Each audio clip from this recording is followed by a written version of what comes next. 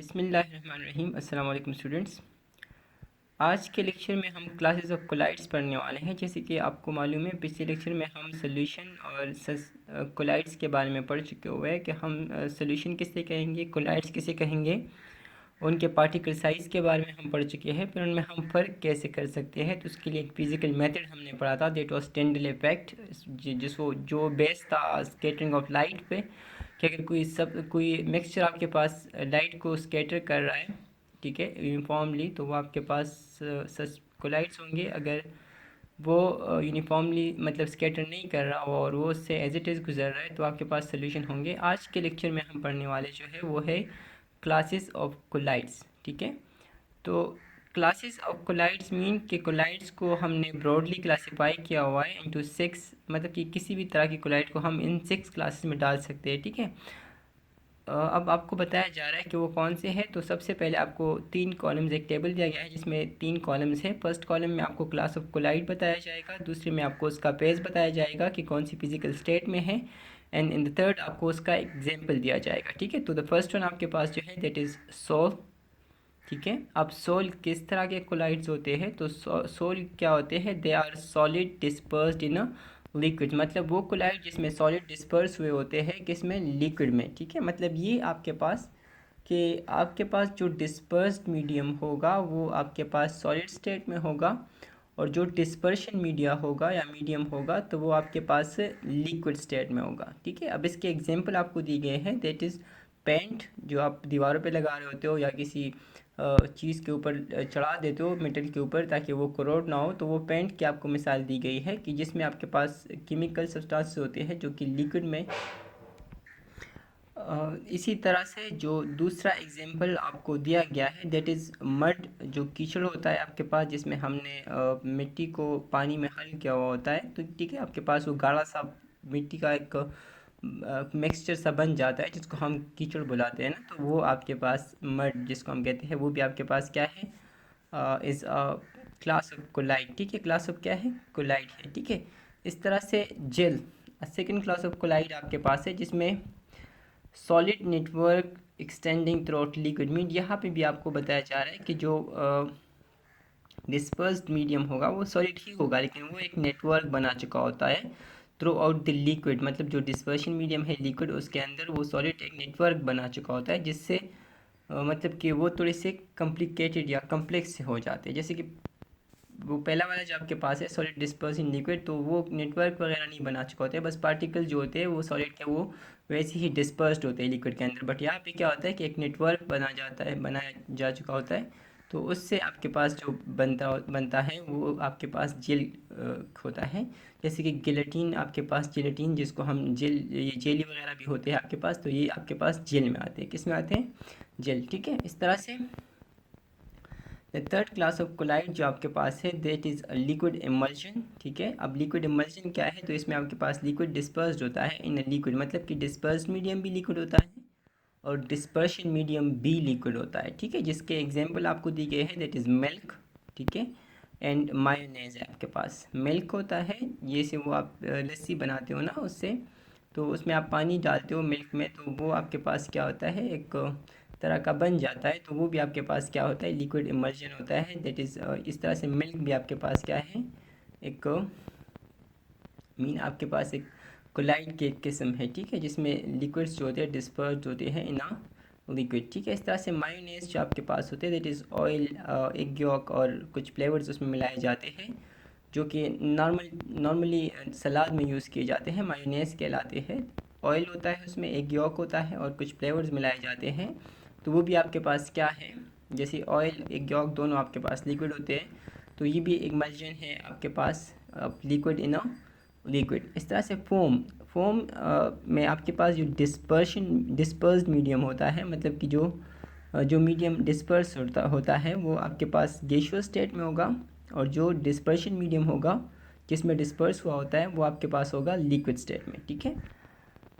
अब इस फोम के एग्जांपल आपके पास क्या क्या है, तो सबसे पहले जो आपके पास एग्जांपल है दैट इज़ शेविंग क्रीम, जो आपने देखा होगा, वो जो चेहरे पर लगा के फिर उसको वाइप करते हैं विद दैट ब्रश, तो उससे वो जाग सा बन जाता है, दैट फोम आपके पास is an example of gas dispersed in a liquid, ठीक है। इस तरह से व्हिप्ड क्रीम जो होते हैं, व्हिप्ड क्रीम जैसे आपने देखा होता है वो हम ऐसे करके वो अक्सर वो कुछ वगैरह जिस पश्तो में कहते हैं मक्खन जो निकाल रहे होते हैं, ठीक है। तो वो भी कैसे करते हैं, वो उससे मार रहे होते हैं वो जो विस्क होता है ना, विस्क जिसको हम वो पश्तो में मंदाड़ू बुलाते हैं ना, तो उससे ऐसे घुमा रहे होते हैं। तो उससे क्या होता है कि वो जो बन जाता है व्हिप्ड क्रीम उसको कहते हैं, ठीक है। ऐसे मार मार के भी उसको बना सकते हैं आप। तो ये जो आपके पास होता है, तो ये भी एक एग्जांपल है फोम, आप belong to a class of colloid, ठीक है। इस तरह से सॉलिड एरोसोल है, क्या है, सॉलिड एरोसोल। सॉलिड एरोसोल में जैसे कि एरोसोल से आपको पता चल रहा होगा, एरो मीन्स गैस यानी एयर, ठीक है। और सॉलिड है दैट मीन्स कि डिस्पर्स्ड मीडियम यहाँ पे सॉलिड इन सॉलिड स्टेट होगा, जबकि डिस्पर्शन मीडियम आपके पास कोई गैस होगा, ठीक है। तो इस तरह के क्लास ऑफ कोलाइड को हम कहेंगे लिक्विड एरोसोल, लिक्विड एरोसोल, ठीक है। सॉरी सॉलिड एरोसोल जिसमें सॉलिड डिस्पर्स्ड होगा इन अ गैस, ठीक है। उसके एग्जांपल आपके पास है स्मोक, जिसमें सॉलिड पार्टिकल्स मतलब कि कार्बन पार्टिकल्स जो होते हैं वो डिस्पर्स्ड होते हैं इन एयर, तो वो आपके पास स्मोक होता है। इस तरह से एयर बाउंड पार्टिकल जो होते हैं वो, जो आपने कभी देखा होगा, वो जब कमरे में कोई सुराख में से लाइट आ रही होती है, तो आप बैटरी टॉर्च आप ऑन करते हो, तो उसमें आपने देखा होगा वो एयर में छोटे छोटे पार्टिकल जैसे घूम रहे होते हैं, तो वो एयर बर्न पार्टिकल्स कहलाते हैं, ठीक है। Particulate matter. ऑटो एग्जॉस्ट जो होता है, जो गाड़ियों से धुआं निकलता है, that is also an example of solid aerosol, ठीक है। क्योंकि उसमें भी कार्बन पार्टिकल्स होते हैं जो कि एयर में आपके पास जो अदर सॉर्ट ऑफ गैसेस होते हैं उसमें मिक्स होते हैं, तो दैट इज़ कॉल्ड सॉलिड और एरोसोल, ठीक है। इस तरह से लिक्विड एरोसोल, अब देखिए यहाँ पे एरोसोल मीन वही सेम बात कि डिस्पर्शन मीडियम आपके पास गैस होगा, ठीक है। और लिक्विड एरोसोल है तो आपने कहना है कि जो डिस्पर्स्ड मीडियम होगा वो होगा लिक्विड स्टेट में। कौन से स्टेट में, लिक्विड में, ठीक है। तो इस क्लास ऑफ क्लाइड्स को हम कहेंगे लिक्विड एरोसोल, जिसमें लिक्विड डिस्पर्स्ड मीडियम होगा और डिस्पर्शन मीडियम आपके पास गैस होगा, ठीक है। एग्जांपल इसके है फॉग, ठीक है, जिसको आप नॉर्मली लैंग्वेज में धुंध बुलाते हो, वो जो सुबह के टाइम होता है सर्दियों में। मिस्ट भी धुंध को ही कहते हैं। एंड क्लाउड्स, बादल जो होते हैं, ठीक है। मिस्ट में धुंध और ये बादल वगैरह दोनों आते हैं, ठीक है। जैसे कि हम कहते हैं ना कि clouds are mist above earth region and while fog is a mist near या अराउंड अर्थ रीजन, ठीक है, अर्थ सर्फेस। तो अर्थ सर्फेस के नज़दीक जो मिस्ट होता है उसको हम फॉग बुलाते हैं, जो ऊपर होता है, ठीक है, एटमॉस्फेयर में, दैट्स कॉल्ड क्लाउड। इस तरह से एरोसोल स्प्रे जो होते हैं, जो आपने देखे होंगे, वो जो कुछ बॉडी स्प्रेज भी होते हैं, कुछ आपके पास ये मॉस्किटो किलर या रोडेंट किलर्स भी होते हैं, तो वो सारे आपके पास एरोसोल स्प्रे में आते हैं, ठीक है। इसी तरह से solid immersion, the last class of colloids, ठीक है, जिसमें आपके पास लिक्विड जो होगा डिस्पर्स्ड होगा इन अ सॉलिड, ठीक है, लिक्विड डिस्पर्स्ड ना सॉलिड, जिसमें चीज़ आता है, पनीर जिसको हम कहते हैं, बटर यानी मक्खन वगैरह आते हैं, तो वो आपके पास दोनों आते हैं सॉलिड इमर्जन में, जिसमें लिक्विड जो होता है वो डिस्पर्स्ड होता है इन अ सॉलिड, ठीक है।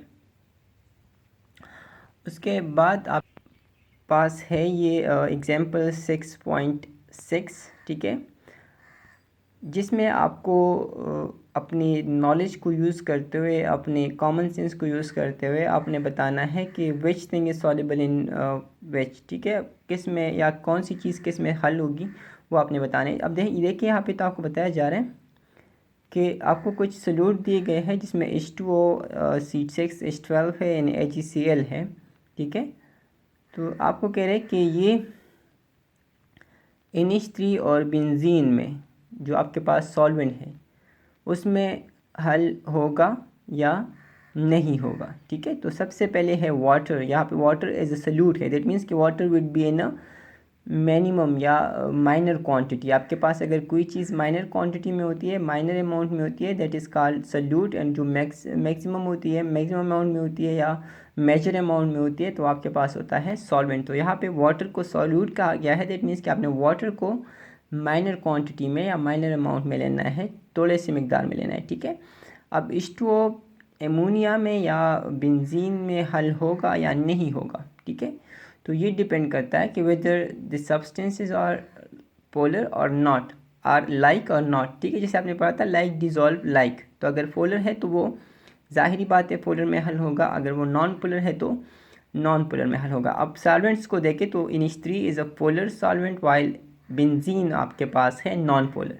अब सल्यूट में से जो पोलर होगा या जो आयनिक होगा वो बेंजीन एमोनिया में हल होगा, अदरवाइज़ अगर वो ना पोलर है ना आयनिक है तो फिर वो बेंजीन में हल होगा। अब देखिए यहाँ पे तो आपको तीन जो सल्यूट दिए गए हैं, दैट इज़ H2O जो कि पोलर है, तो वो मोर लाइकली आपको बताया जाए कि more likely dissolve in NH3 because both substances are polar and capable of hydrogen bonding, hydrogen bond formation की कैपेबिलिटी भी रखते हैं।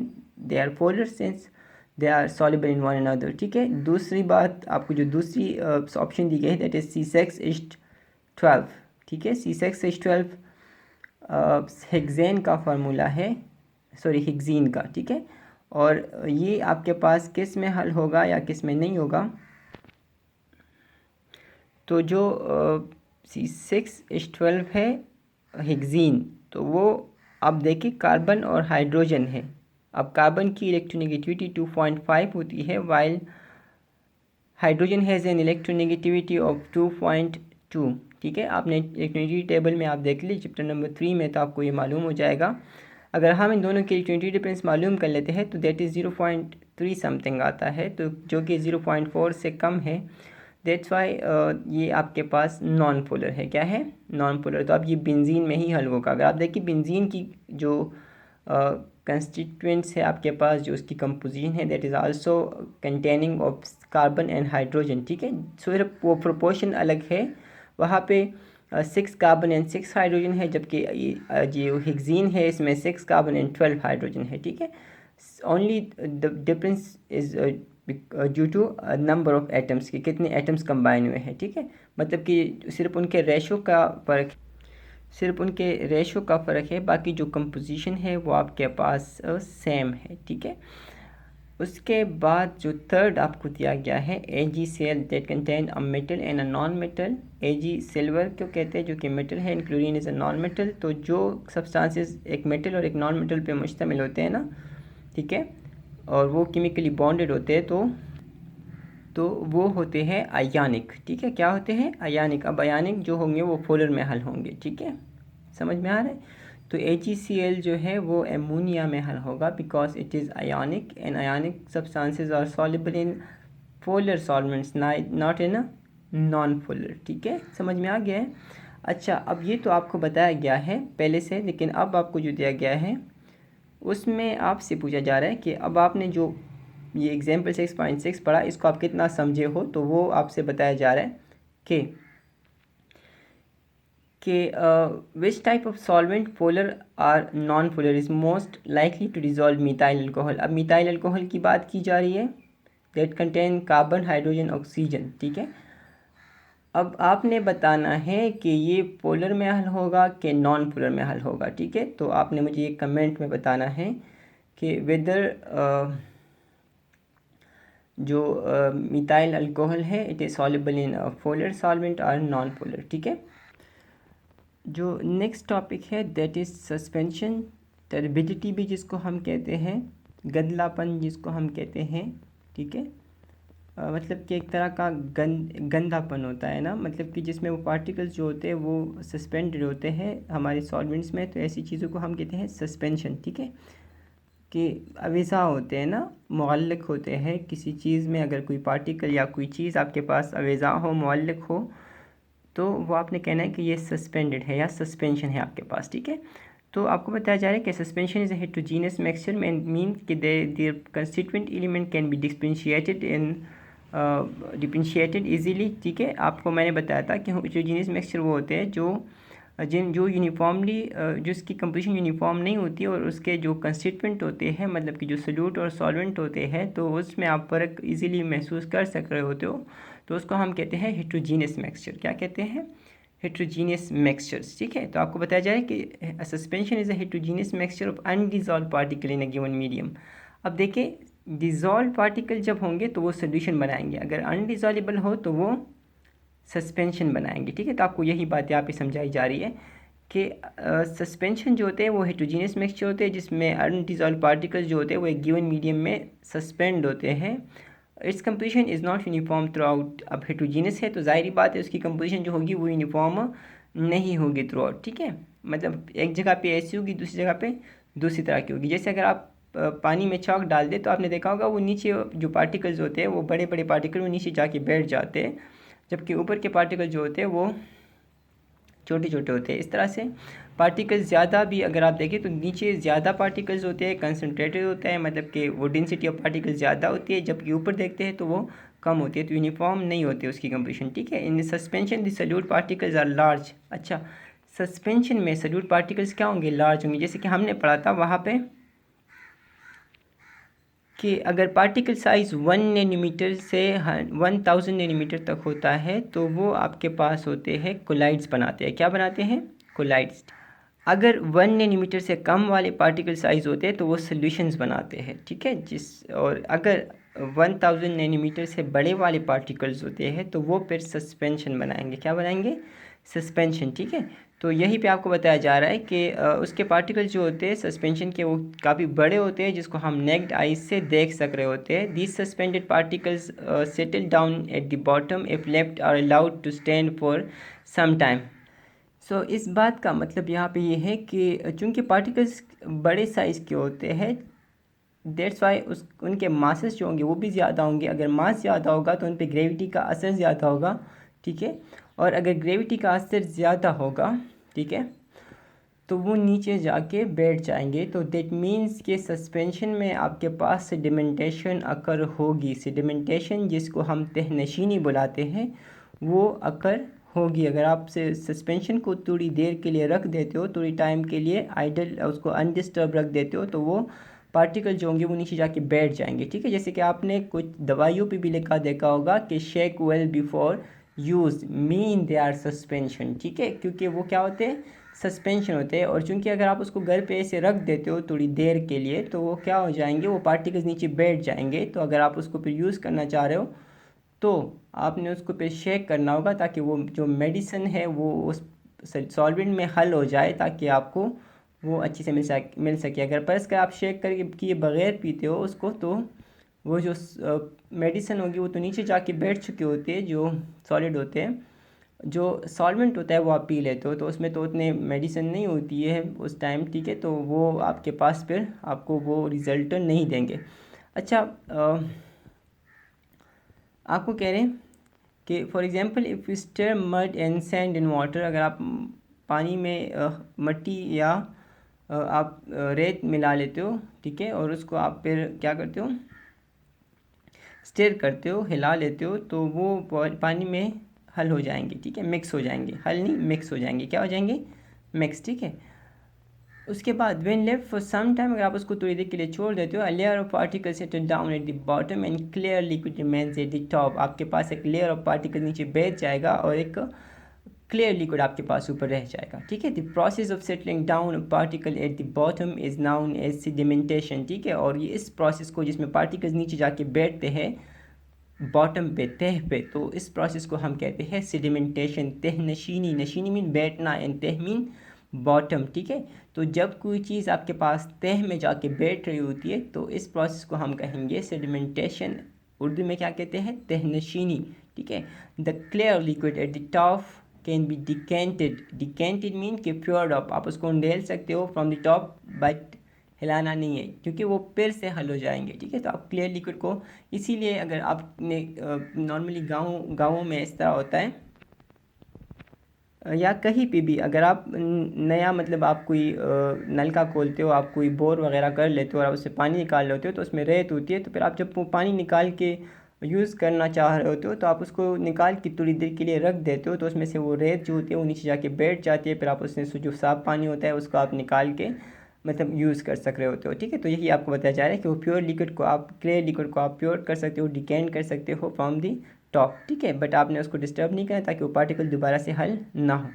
The particles can not pass through filter paper. अब आपने ये भी याद रखना है कि सस्पेंशन के पार्टिकल जो कि बड़े होते हैं तो they are not allowed to pass through filter paper, क्योंकि फिल्टर पेपर के जो फोर्स होते हैं दे आर स्मॉल इनफ, ठीक है, टू होल्ड दोज पार्टिकल, उसको पकड़ने के लिए वो बहुत छोटे होते हैं ना, तो उसमें से वो पार्टिकल नहीं गुजर पा रहे होते, तो इस वजह से वो फिल्ट्रेशन यानी फिल्ट्रेशन के दौरान फिल्टर पेपर से पासिंग के दौरान वो फिल्टर पेपर के ऊपर रह जाएंगे, ठीक है। तो दैट मीन्स कि फिल्ट्रेशन से आप उनको अलग कर सकते हो सस्पेंशन के पार्टिकल्स को। For example a mixture of chalk water is suspension. आपके पास चाक इन वाटर, आपके पास क्या है, सस्पेंशन है, ठीक है। ओके किड, अब देखिए तो आपको ये सस्पेंशन, टर्बिडिटी एंड सोल्यूशन आपको दो दिए गए हैं। आप सोल्यूशन को देख के दैट सीम्स क्लियर, ठीक है, आप देख रहे हैं आपको बिल्कुल क्लियर दिख रहा है, जिस साफ पानी होता है ना उसी तरह से आपको दिख रहा है, that the one in right one, ये वाला, ठीक है। एंड सेकंड जो आपके पास है that is mud in water, muddy water है आपके पास, तो उसको देखिए ये क्लियर नहीं दिख रहा, इसलिए हम इसको गदला बुलाते हैं या सस्पेंशन बुलाते, टर्बिडिटी बुलाते हैं, गंदापन जो आपके पास होता है, ठीक है। समझ में आ रहा है। इस तरह से beside this other example of suspension are medicine such as and acid जो होते हैं, एसिड आप जानते होंगे वो जो मैदे की तेज़ाबियत को ख़त्म करने के लिए, जो to cure extra acidity in stomach जो आपके पास है, जो मैदे की जलन होती है ना, आपको जैसे आपने पढ़ा हुआ है बायो में कि मैदे में आपके पास सिक्रेशंस होते हैं, इसको हम गैस्ट्रिक जूस बुलाते हैं, that contain HCl and pepsin enzyme, ठीक है। तो वो HCl जो होता है वो समटाइम ओवर सिक्रेशन उसकी हो जाती है, या कोई एसिडिक फूड खा लेते हो तो उससे क्या होता है कि आपके मैदे में जो मिड सेक्शन है, आपके रिब्स के दरमियान जो एरिया है, ठीक है, उसमें आपको जलन हो रही होती है, ठीक है, जिसको हम अक्सर जी का जलना भी कहते हैं। तो वो आपके पास जो होता है दैट इज़ एसिडिटी, ठीक है। और उसको क्योर करने के लिए हम जो दवाइयाँ यूज़ करते हैं दैट आर एंटी एसिड, ठीक है। एंटी एसिड मीन के एसिड के खिलाफ यूज़ होते हैं, जो कि जाके वो मैदे की तेज़ाबियत को न्यूट्रलाइज कर लेते हैं, ठीक है। और mostly they are basic in nature, ठीक है। जो ये एंटी एसिड होते हैं ये क्या होते हैं,